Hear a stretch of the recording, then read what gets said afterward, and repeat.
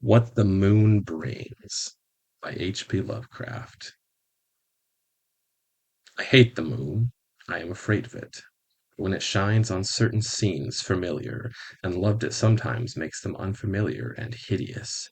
It was in the spectral summer when the moon shone down on the old garden where I wandered, the spectral summer of narcotic flowers and humid seas of foliage that bring wild and many-colored dreams. And as I walked by the shallow crystal stream, I saw unwonted ripples tipped with yellow light, as if these placid waters were drawn on in resistless currents to strange oceans that are not in the world. Silent and sparkling, bright and baleful, those cursed moon waters hurried, I knew not whither, whilst from the embowered banks white lotus blossoms fluttered, one by one, in the opiate night wind, and dropped despairingly into the stream,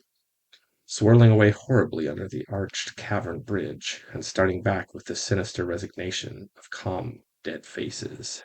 And as I ran along the shore, crushing sleeping flowers with heedless feet, and maddened ever by the fear of unknown things and the lure of the dead faces I saw in that garden had no end under that moon, for where by the day the walls were, there stretched now only new vistas of trees and paths, flowers and shrubs, stone idols and pagodas, and bending of the yellow-litten stream, past grassy banks and under grotesque bridges of marble. And the lips of the dead lotus faces whispered sadly, and bade me follow. Nor did I cease my steps till the stream became a river, and joined amidst marshes of swaying reeds and beaches of gleaming sand the shore of a vast and nameless sea. Upon that sea the hateful moon shone, and over it unvocal waves weird perfumes brooded, and as I saw therein the lotus faces vanish, I longed for nets that I might capture them and learn from them the secrets which the moon had brought upon the night.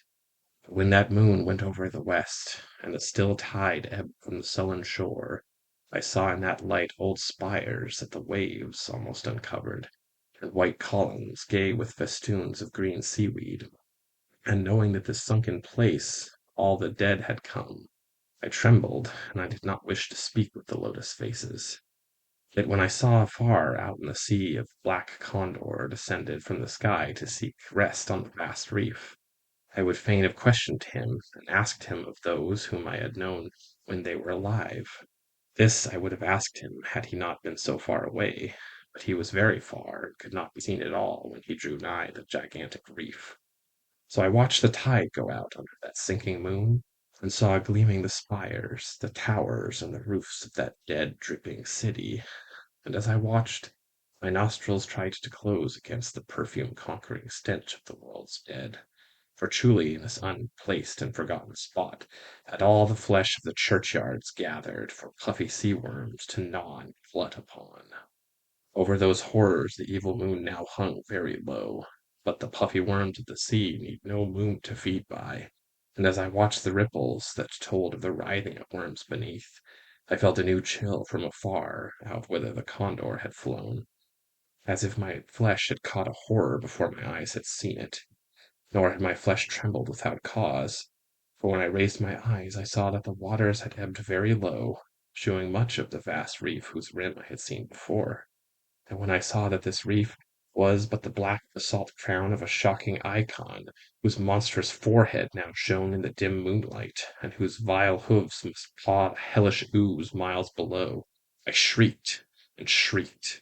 lest the hidden face rise above the waters, and lest the hidden eyes look at me after the slinking away of that leering and treacherous yellow moon. And to escape this restless thing, I plunged gladly and unhesitatingly into the stinking shallows, where amidst weedy walls and sunken streets, fat sea worms feast upon the world's dead.